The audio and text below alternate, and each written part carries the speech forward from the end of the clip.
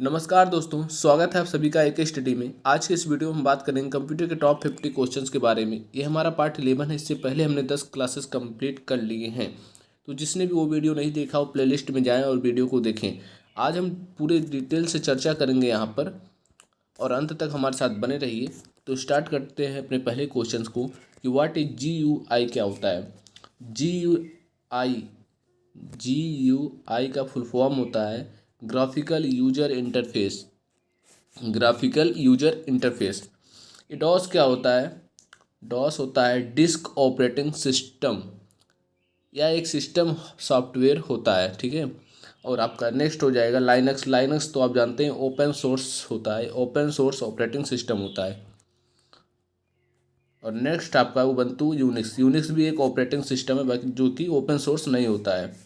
और उबंटू है, उबंटू जो है GUI बेस्ड होता है। इसमें आपका जो राइट आंसर हो जाएगा वो हो जाएगा डी जो आपका है राइट आंसर हो जाएगा। नेक्स्ट चलते हैं फाउंडर ऑफ जीमेल। जीमेल के फाउंडर कौन है? तो जीमेल के जो फाउंडर हैं वो हैं आपके पॉल बुचेत।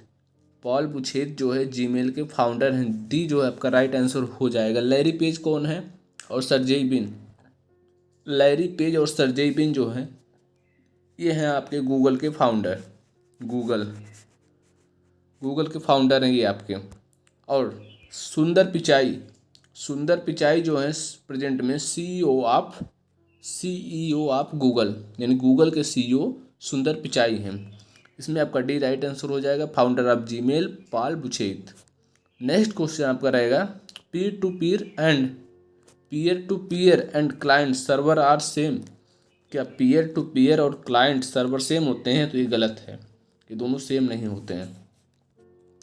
नेक्स्ट चलते हैं यूनिक्स के बारे में निम्नलिखित में से कौन सा कथन गलत है? Unix is a multitasking operating system. Unix जो होता है मल्टीटास्किंग ऑपरेटिंग सिस्टम होता है, बिल्कुल सही है। Unix is an open source software, ये बिल्कुल गलत है, ओपन सोर्स नहीं होता है। Unix is multi user operating system, बिल्कुल सही है। Unix is multi programming operating system, ये भी सही है। इसमें आपका जो इसमें गलत पूछा है, यानी कि इसमें गलत क्या है, तो गलत यही हो जाएगा आपका बी जो है राइट आंसर हो जाएगा इसमें। नेक्स्ट है निम्नलिखित में से कौन सी फंक्शन की विंडो 10 में बूट विकल्प में न्यू लॉन्च करने के लिए प्रयुक्त की जाती है? न्यू लॉन्च के लिए हम यूज करते हैं इसमें या फेट। डी जो है राइट आंसर हो जाएगा इसमें प्लस। और जानिए F9 क्या होता है? F9 का यूज करते हैं हम recalculate data all workbook. Recalculate data all workbook का यूज करते हैं, अगर हमको करना है तो उसके लिए यूज करते हैं F9।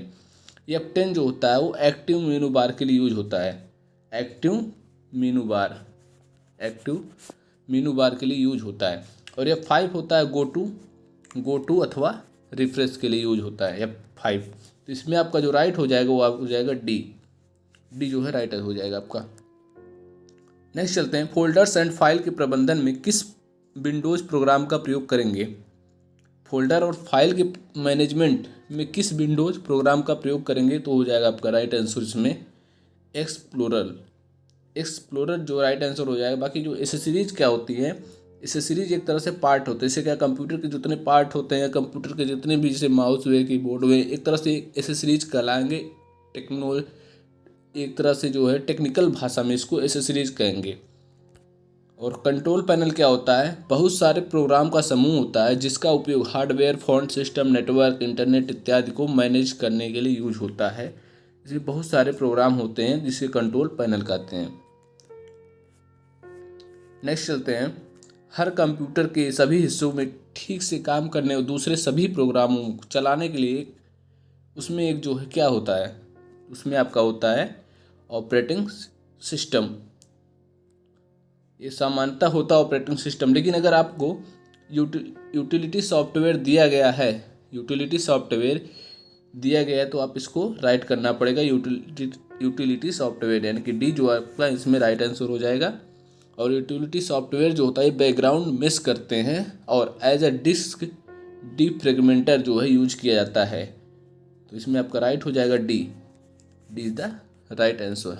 और ऑपरेटिंग सिस्टम क्या होते हैं? ऑपरेटिंग सिस्टम भी एक तरह से सभी प्रोग्रामों को ठीक से मैनेज करना और उनको ऑपरेट करने का काम होता है ऑपरेटिंग सिस्टम का। कंपाइलर क्या होता है? कंपाइलर यह एक होता है लैंग्वेज ट्रांसलेटर, एक तरह से होता है जैसे हाई लेवल लैंग्वेज को मशीन लेवल लैंग्वेज में ट्रांसलेट करता है। कंपाइलर जो है ये पूरे प्रोग्राम को एक साथ रीड तथा कन्वर्ट करता है, और इंटरप्रेटर भी वही काम करता है, लेकिन यह जो है वो प्रोग्राम को स्टेप बाय स्टेप करता है। नेक्स्ट चलते हैं, विंडोज शटडाउन विकल्प पॉपअप करने की शॉर्टकट कुंजी क्या है? यहाँ से आप समझ लीजिए पॉपअप क्या होता है।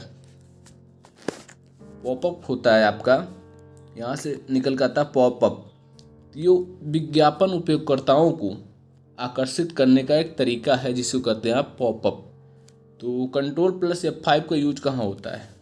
कंट्रोल प्लस F4 का यूज सामान्यतः क्लोज विंडो के लिए यूज किया जाता है, वो भी ऑल्ट के साथ अधिकतर यूज होता है।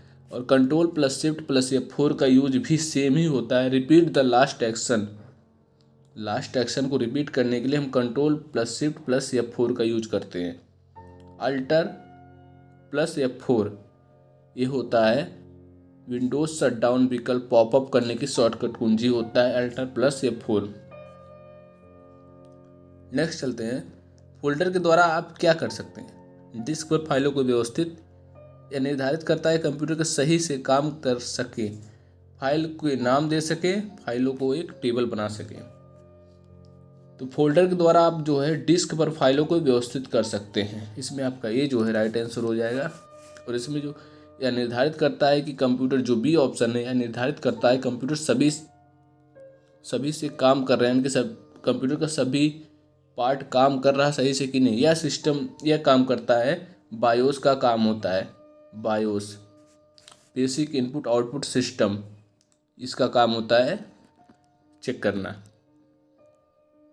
नेक्स्ट है, किसी विंडोज एप्लीकेशन में सबसे ऊपर कौन सा नाम होता है? तो सबसे ऊपर जो नाम होता है वो होता है आपका टाइटल बार, और मेनू बार उसके नीचे होता है, इसके बाद टूल बार होता है, स्टेटस बार जो सबसे नीचे होता है। और उससे भी नीचे अगर ये आपका एप्लीकेशन में अगर पूछे तब, अगर आप कंप्यूटर में पूछता है तो टास्क बार सबसे नीचे होता है, टास्क बार उससे भी नीचे होता है। नेक्स्ट चलते हैं, विंडोज 10 सॉफ्टवेयर के स्वामित्व ओन्ड यानी कि ओनर एक तरह से का अधिकार किसके पास है? विंडोज 10 सॉफ्टवेयर के स्वामित्व का अधिकार किसके पास है? ये आपका हो जाएगा माइक्रोसॉफ्ट। विंडोज का जो अधिकार है वो माइक्रोसॉफ्ट के पास है। IBM क्या है? IBM होता है इंटरनेशनल बिजनेस मशीन, इसका फुल फॉर्म हो जाएगा इंटरनेशनल बिजनेस मशीन। IBM जो है अमेरिका की बहुराष्ट्रीय सूचना प्रौद्योगिकी कंपनी है, इसका मुख्यालय अमेरिका न्यूयॉर्क में है। ये 170 देशों से ज़्यादा देशों में फैली हुई है। इसकी शुरुआत जो हुई थी 1911 में कंप्यूटिंग टेबलेटिंग रिकॉर्डिंग मशीन के रूप में हुआ था, जिसे बदलकर 1904 में IBM रख दिया गया। ये होगा IBM का हिस्ट्री क्या है। तो गूगल क्या है? गूगल आप जानते हैं गूगल एक सर्च इंजन है, और लाइनक्स का एक ऑपरेटिंग सिस्टम जो कि ओपन सोर्स होता है। इसमें आपका जो बी है वो राइट आंसर हो जाएगा, यानी कि माइक्रोसॉफ्ट। नेक्स्ट चलते हैं, लिब्रे ऑफिस इम्प्रेस में बने प्रेजेंटेशन का बाय डिफ़ॉल्ट क्या नाम होता है? इसमें आपका हो जाएगा अनटाइल्ड 1, यानी कि इसमें जो डी होगा राइट आंसर हो जाएगा आपका। नेक्स्ट चलते हैं, इनमें से कौन से शॉर्टकट की के द्वारा हम एक प्रोग्राम से दूसरे प्रोग्राम पर जा सकते हैं? इसमें आपका राइट हो जाएगा अल्टर प्लस टैब, यानी कि जो डी है इसमें आपका राइट आंसर हो जाएगा। नेक्स्ट है, कौन से प्रोग्राम स्वचालित रूप से लोड किए गए और ब्राउज़र के भाग के रूप में संचालित होता है? यह हो जाएगा एडोन्स जो है आपका राइट आंसर हो जाएगा। इसमें A is the right answer. Daisy wheel printer किसका प्रकार है? डेजी व्हील प्रिंटर जो होता है वो किसका प्रकार है? Matrix printer, laser printer, impact printer, manual printer. Printer के बारे में जान लेते हैं यहाँ से हम। यह हार्ड आउटपुट और नो चेंज तकनीकी के आधार पर 2 प्रकार के होते हैं। इम्पैक्ट और नॉन इम्पैक्ट। इम्पैक्ट जो होते हैं ये होते हैं जो होता है प्रिंटिंग हैंड होता है, और नॉन इम्पैक्ट जो होते हैं वो प्रिंटिंग हैंड नहीं होता। जो इम्पैक्ट होते हैं वो पेपर पर तेज गति से प्रहार करते हैं और इंक के लिए रिबन का उपयोग किया जाता है। और जो नॉन इम्पैक्ट होते हैं यहाँ पर कोई प्रहार नहीं होता, इनमें कोई रिबन का उपयोग नहीं किया जाता। और इसमें क्या होता है, और इम्पैक्ट जो होते हैं रंग साइज प्रकार बदल नहीं सकते हैं। इम्पैक्ट में जो होता है उसमें रंग साइज प्रकार आप बदल नहीं सकते, लेकिन जो नॉन इम्पैक्ट होता है उसका रंग साइज ये सब जो है नॉन इम्पैक्ट में आप परिवर्तित कर सकते हैं। इम्पैक्ट में क्या होता है, इम्पैक्ट के जो उदाहरण हैं डॉट मैट्रिक्स हो गए, इसके बाद डेजीवील हो गया, और जो नॉन इम्पैक्ट का उदाहरण है वो आपका हो गया लेजर प्रिंटर, कलर प्रिंटर इत्यादि। और जो इम्पैक्ट है इसकी गति CPS में मापी जाती है। इसकी गति इम्पैक्ट की जो गति होती है CPS यानी कि कैरेक्टर पर सेकंड में मापी जाती है। और जो नॉन इम्पैक्ट होता है इसकी गति जो है पेज पर मिनट PPG यानी कि PPG में मापी जाती है, पेज पर मिनट में मापी जाती है। और ये इम्पोर्टेंट इसमें से क्या आता है, जो क्वालिटी रिजोल्यूशन होता है और DPI में मापी जाती है। इसमें आपका जो राइट हो जाएगा डेजीवील प्रिंटर किस प्रकार का है, तो हो जाएगा आपका इम्पैक्ट प्रकार का। जो लेजर है और मैट्रिक्स हैं मैनुअल, ये सब आपका जो हो जाएंगे ये नॉन इम्पैक्ट प्रिंटर हो जाएंगे। LCD का पूर्ण रूप क्या है, LCD लिक्विड क्रिस्टल डिस्प्ले, ये आपका राइट आंसर ये हो जाएगा, इज द राइट आंसर। अगर LED का पूछता है तो LED लाइट इमिटिंग डायोड, यहाँ से LED का फुल फॉर्म हो जाएगा। नेक्स्ट चलते हैं, लिब्रे ऑफिस राइटर में सामान्यतः लैंडस्केप होता है, तो ये लैंडस्केप नहीं होता, ये पोर्ट्रेट मोड में होता है। इसमें आपका जो है हो जाएगा ये गलत। इंटरनेट पर प्रत्येक साइट का विशेष IP एड्रेस और एक संबंधित नाम होता है, जिसे क्या कहते हैं, जिसे कहते हैं हम domain name, is the right answer. Next है IP एड्रेस के क्लास A में, IP एड्रेस के क्लास A में होता क्या है, निर्धारित करता है नेट ID और 3 बाइट्स निर्धारित करता है होस्ट। इसमें पूछा है कि जो IP एड्रेस के क्लास A में इसमें मिला के होते हैं 4 बाइट होते हैं, सब 4 बाइट होते हैं। तो ये पूछ रहा है कि IP एड्रेस के क्लास A में निर्धारित करता है नेट ID और 3 बाइट निर्धारित करता है होस्ट। तो A में जो है आपका 1 बाइट यानी कि 1 बाइट जो है वो जो निर्धारित करता है नेट ID और 3 बाइट्स निर्धारित करता है होस्ट को। मिला के 4 बाइट होते हैं, तो 1 बाइट जो है वो नेट ID को निर्धारित करता है और जो 3 बाइट होते हैं वो आपका होस्ट को निर्धारित करता है। तो इसमें आपका जो हो जाएगा C जो है राइट आंसर हो जाएगा। नेक्स्ट चलते हैं, इंसर्ट फंक्शन डायलॉग्स बॉक्स के सिलेक्ट ए कैटेगरी यानी कि ड्रॉप डाउन मेन्यू में कौन सा विकल्प मौजूद नहीं होता है, ये आपका होता है मैक्रो जो है आपका मैक्रो जो है मौजूद नहीं होता है। मैक्रो होता क्या है, या विभिन्न कमांड का समूह होता है जिसका प्रयोग बार बार फॉर्मेटिंग में किया जाता है। तो इसके लिए हम क्या करते हैं, इसको रिकॉर्ड कर लेते हैं। तो यह लिखे गए शब्दों को रिकॉर्ड करता है ताकि नए पेज में कुछ भी टाइप करने की आवश्यकता ना हो। यह आपका होता है मैक्रो। नेक्स्ट आपका है, ज़्यादातर वर्कशीट और वर्ड प्रोसेसिंग प्रोग्राम के अपने पहले से बनाए सभी प्रोग्राम होते हैं जो डाटा को ग्राफ एवं चार्ट के रूप में परिवर्तित करता है। तो यह बिल्कुल सही है। नेक्स्ट है, निम्नलिखित फाइल प्रकारों में से किसे ईमेल के द्वारा भेजा नहीं जा सकता। तो जो इसमें है आपका .exe यानी कि एक्सटेंशन डिनोटिंग एंड एग्जीक्यूटेबल, इसका फुल फॉर्म हो जाएगा EXE extension denoting and executable full form इसका हो जाएगा। इसको आप जो है ईमेल के द्वारा नहीं भेज सकते हैं। इसमें आपका जो है बी राइट आंसर हो जाएगा। नेक्स्ट है, एक समय में एक कथन को कन्वर्ट और एग्जीक्यूट करता है। एक समय में एक कथन को कन्वर्ट और एग्जीक्यूट करता हुआ होता है आपका इंटरप्रेटर। इंटरप्रेटर जो है स्टेप बाय स्टेप करता है। जो कंपाइलर होता है ये आपका एक बार में ही सभी प्रोग्राम को रीड करता है और एग्जीक्यूट करता है। इसमें आपका राइट आंसर सी हो जाएगा। सी इज द राइट आंसर, यानी कि इंटरप्रेटर। लिब्रे ऑफिस इम्प्रेस किस तरह का प्रोग्राम है? लिब्रे ऑफिस इम्प्रेस जो होता है वो आपका होता है प्रेजेंटेशन प्रोग्राम। वर्ड प्रोसेसिंग क्या होता है? इसे राइटर हुआ आपका, ये वर्ड प्रोसेसिंग होता है। स्प्रेडशीट यानी कि कैल्क जो होता है आपका, ये स्प्रेडशीट होता है। नेक्स्ट चलते हैं, स्लाइड लेआउट कमांड किस टैब के अंतर्गत आता है? Insert tab, design tab, slide tab, view tab. तो स्लाइड से संबंधित है तो ये आपका आ जाएगा स्लाइड टैब में। स्लाइड लेआउट जो होता है स्लाइड टैब कमांड के अंतर्गत आता है। नेक्स्ट है, ईमेल भेजने और प्राप्त ईमेल पढ़ने के लिए अपने अकाउंट में क्या करना चाहिए? ये आप सभी जानते हैं कि ईमेल भेजने और ईमेल प्राप्त करने यानी कि ईमेल से संबंधित कोई भी काम करेंगे तो पहले आपको लॉगिन करना पड़ेगा ईमेल को, इसके बाद ही आप कुछ कर सकते हैं। इसमें आपका बी जो है राइट आंसर हो जाएगा। नेक्स्ट चलते हैं, व्यू मेनू के उपयोग से आप कट, कॉपी, पेस्ट, फाइंड और रिप्लेस जैसे एडिटिंग फंक्शन प्रदर्शित कर सकते हैं, जो कि बिल्कुल गलत है। ये सब होता है आपका एडिट मेनू में।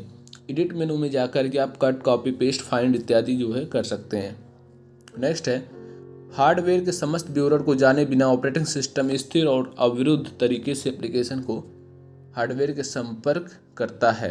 हार्डवेयर के समस्त विवरण को जाने बिना ऑपरेटिंग सिस्टम स्थिर और अविरुद्ध तरीके से एप्लीकेशन को हार्डवेयर से संपर्क करता है, जो कि बिल्कुल गलत है। हार्डवेयर के सभी सिस्टम को पूरे अच्छे से जान लेता है, समझ लेता है, इसके बाद ही ऑपरेटिंग सिस्टम वर्क करता है। नेक्स्ट आपका है, बैंक के लॉकर में रखी गई वस्तु का मालिक कौन होता है? तो जिसका सामान होता है वह खुद उसका मालिक होता है। C is the right answer. Next है, स्टार टोपोलॉजी में केंद्रीय उपकरण क्या है? स्टार टोपोलॉजी में केंद्रीय उपकरण क्या होता है? तो टोपोलॉजी क्या होती है? जो टोपोलॉजी शब्द यहाँ से निकल कर आता है वो होता है नेटवर्क की आकृति या लेआउट को कहा जाता है। टोपोलॉजी किसी भी नेटवर्क की आकृति या लेआउट को कहा जाता है। इसमें आपका जो टोपोलॉजी होता है यह मुख्यतः 5 प्रकार के होते हैं। रिंग टोपोलॉजी, बस topology, star topology, mesh topology और ट्री टोपोलॉजी, यानी कि 5 प्रकार होते हैं। 5 प्रकार यानी कि 5 टाइप, मतलब 5 प्रकार के होते हैं। ये आपके हो जाएंगे रिंग, बस, स्टार, मेश और ट्री टोपोलॉजी।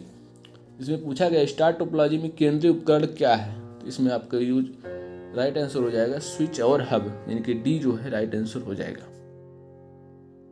नेक्स्ट है, विंडोज कंट्रोल पैनल से क्या नहीं किया जा सकता? तो विंडोज कंट्रोल पैनल से क्या नहीं किया जा सकता? तो आप करते रन, एप्लीकेशन को रन नहीं करवा सकते। इज द राइट आंसर हो जाएगा, बाकी सब काम हो सकता है। कंप्यूटर को चालू करने के लिए निर्देश कहाँ सुरक्षित रहते हैं? कंप्यूटर को चालू करने के लिए जो निर्देश होते हैं सुरक्षित कहाँ रहते हैं? ये आपके सुरक्षित होते हैं रोम में, यानी कि रीड ओनली मेमोरी। इसमें क्या होता है, कोई भी डाटा कहीं भी इधर उधर नहीं हो सकता। जो भी डाटा पहले से उसमें फिल्ड हो चुका वो ऐसे ही रहेगा, यानी कि जो है बाय डिफ़ॉल्ट, यानी कि जो पहले से उसमें डाटा जिस हिसाब से रखा गया वो वैसे ही रहेगा, उसमें आप छेड़छाड़ नहीं कर सकते एक तरह से। रैम जो है ये अस्थिर होता है, और CD रोम और प्रोसेसर इन सब में हो सकता है, लेकिन जो रोम होता है वो अस्थायी होता है। लिब्रे ऑफिस राइटर डॉक्यूमेंट में सामान्यतः मार्जिन क्या होती है? लिब्रे ऑफिस राइटर डॉक्यूमेंट में सामान्यतः जो मार्जिन रखी जाती है वो 1 होती है, यानी कि 1 इंच। नेक्स्ट है, कंप्यूटर साक्षरता दिवस कब मनाया जाता है? तो सबको पता होगा कंप्यूटर साक्षरता दिवस जो 2 दिसंबर को मनाया जाता है। 1 दिसंबर को मनाया जाता है एड्स डे। नेक्स्ट है, फ्रीवेयर के 2 उदाहरण कौन से हैं? फ्रीवेयर इंस्टेंट मैसेंजर और गूगल टूल बार, ये 2 जो ना फ्रीवेयर यानी कि फ्रीवेयर के उदाहरण हैं। बैंक में खाता खुलवाने के लिए आवश्यक दस्तावेज क्या है? तो बैंक में खाता खुलवाने के लिए आवश्यक दस्तावेज, आवश्यक डॉक्यूमेंट जो है आईडी प्रूफ और एड्रेस प्रूफ दोनों होने चाहिए। 20 द राइट आंसर हो जाएगा। कोबोल इसका एक उदाहरण है। कोबोल एक हाई लेवल लैंग्वेज का उदाहरण होता है।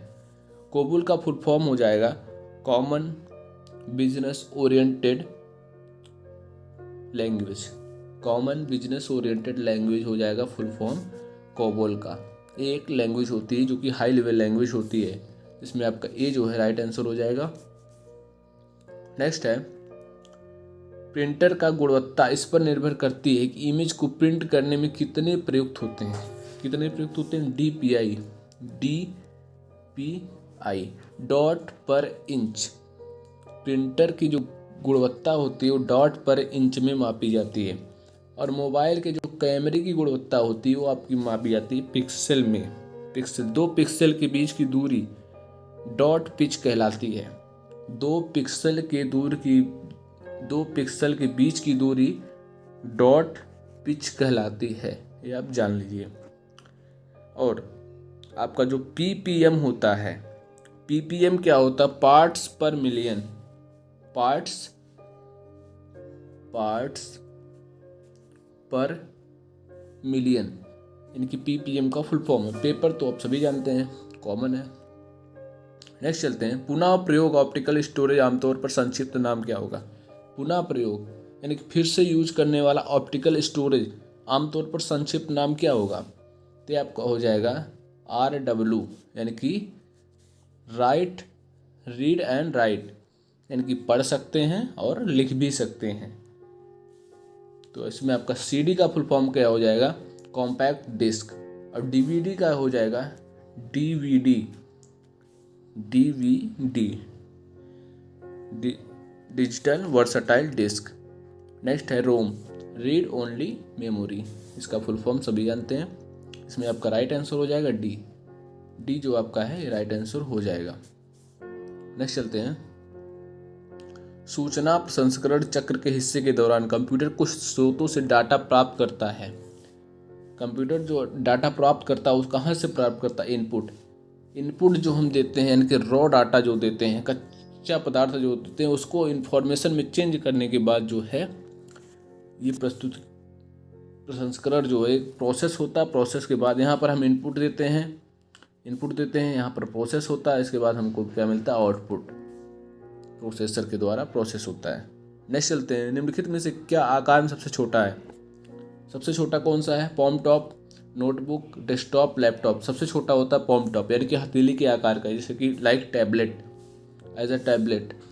इसमें आपको जो हो जाएगा ये आपका राइट आंसर हो जाएगा A is the right answer. Printer द्वारा आउटपुट क्या कहलाता है? प्रिंटर के द्वारा जो आउटपुट मिलता है वो आपका कहलाता है हार्ड कॉपी। और जो मॉनिटर के द्वारा आउटपुट मिलता है वो आपका कहलाता है सॉफ्ट कॉपी। मॉनिटर पे हम जो कुछ भी देखते हैं तो वो आपका होता है सॉफ्ट कॉपी, और जो हमको हाथ में यानी कि हैंड आउट हो जाता है वो होता है हार्ड कॉपी, प्रिंटर के द्वारा जो मिलता है हमको। इसमें आपका जो बी हो जाए वो राइट आंसर हो जाएगा। नेक्स्ट है। निम्नलिखित में से कौन सा द्वितीय पीढ़ी भाषा का उदाहरण है?